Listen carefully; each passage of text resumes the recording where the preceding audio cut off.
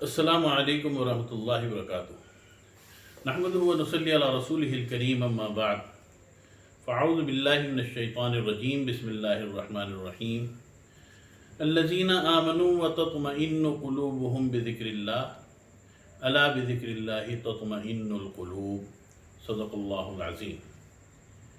कुरान करीम की यह आयत जो मैंने आपके सामने तिलावत की, इसमें अल्लाह ताला अपने ज़िक्र का बयान फरमा रहे हैं।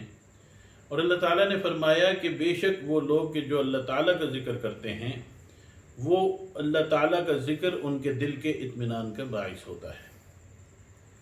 और दिलों को इत्मीनान और दिलों को सुकून, ये याद रखिए कि ये कोई ऐसी चीज़ नहीं है कि जिसको हम ये कहें कि ये मादी तौर पे हम हासिल कर सकते हैं।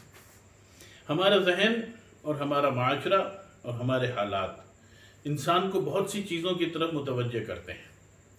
और ख़ास तौर पे इंसान जब सुकून और इंसान जब इत्मीनान को ढूंढता है, तो अमूमन उसको ये कहा जाता है कि आप वो चीज़ें जमा कर लें कि जो सुकून और राहत का बाइस है।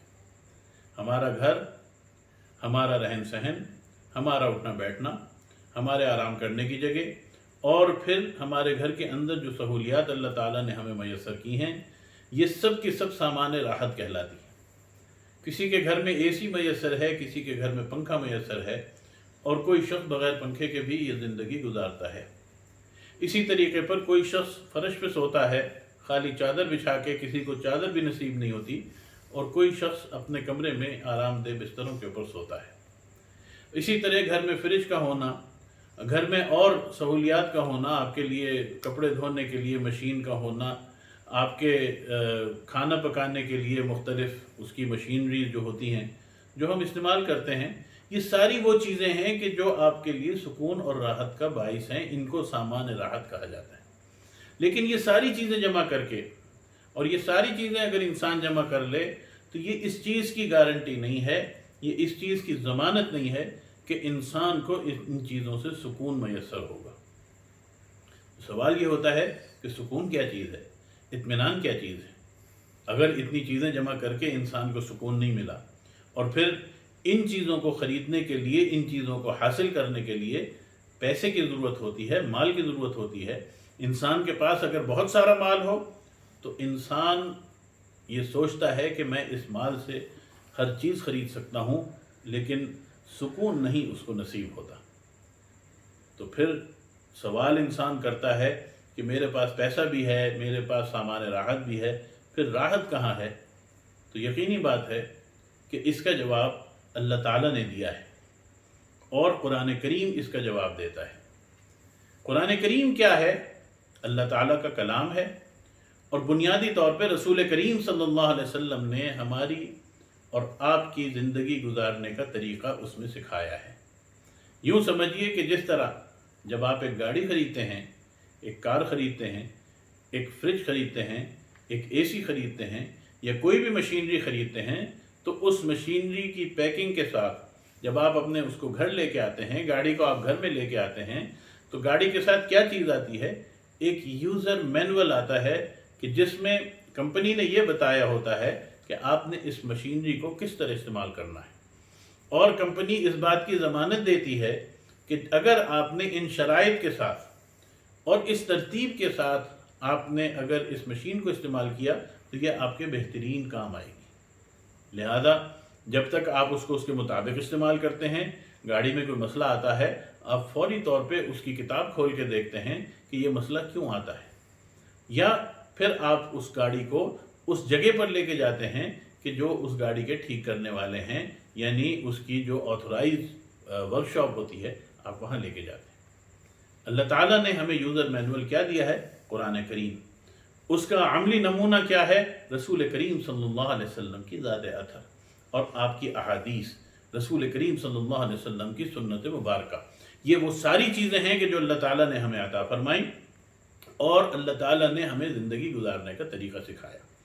अब जब हम सुकून की तरफ आते हैं और इत्मीनान की तरफ आते हैं, तो अल्लाह ताला फरमाते हैं कि अला बिज़िक्रिल्लाहि तत्मइन्नुल क़ुलूब, तुम माल जमा कर लो या तुम गरीब हो जाओ।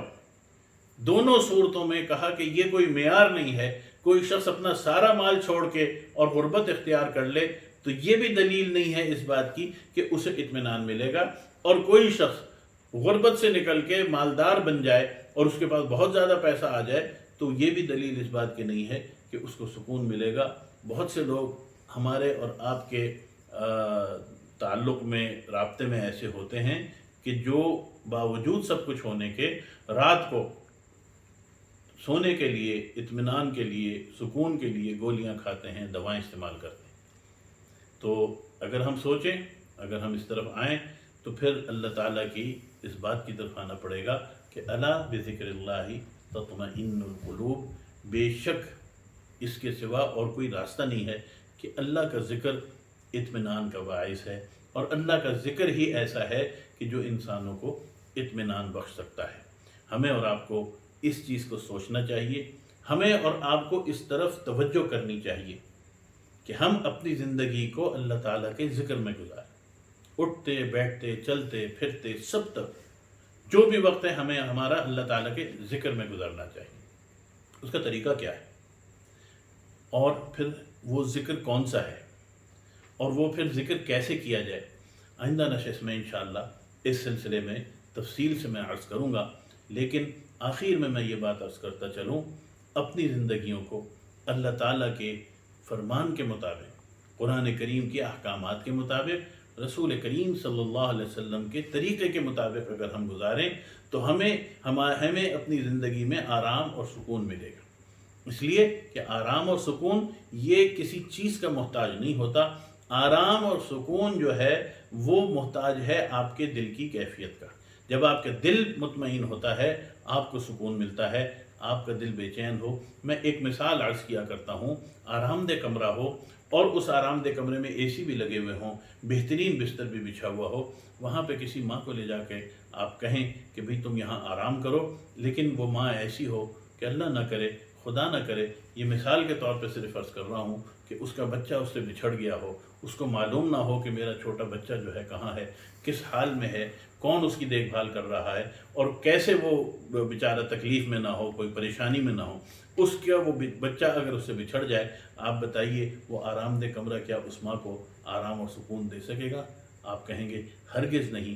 لیکن وہی ماں چلچلاتی دھوپ میں کھڑی ہو، وہی ماں کسی سخت حالات کے اندر موجود ہو، اس کے پاس کپڑے بھی مناسب نہ ہوں، اس کے پاس سائے کی بھی کوئی جگہ نہ ہو، اس کے پاؤں میں جوتے بھی نہ ہوں، اور وہ بھوکی بھی ہو کئی دن کی، لیکن وہ بچھڑا ہوا بچہ جو ہے اس کو اچانک مل جائے اور وہ اس کے پاس آ جائے، آپ بتائیے کہ اس آرام دہ کمرے میں جو اس کی کیفیت تھی اور اس کڑی دھوپ میں اور اس پریشانی کی حالت میں، بظاہر وہ بہت پریشان نظر آ رہی ہے، لیکن دل کی کیفیت کیا ہوگی؟ وہ کہے گی میرے دل میں ٹھنڈ پڑ گئی، مجھے سکون مل گیا، میرا بچہ میرے سینے سے لگ گیا اور میری باہوں میں آ گیا۔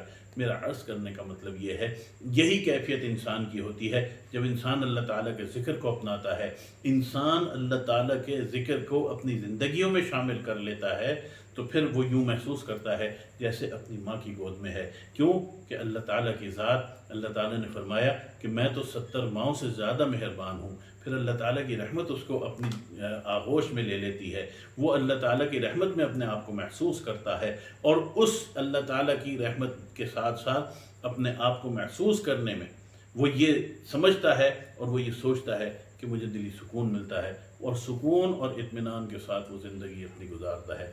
اللہ تعالیٰ کا ذکر کیجئے اور اللہ تعالیٰ کے ذکر کو اپنائیے۔ آئندہ نشست میں انشاءاللہ اس پہ تفصیلی بات ہوگی۔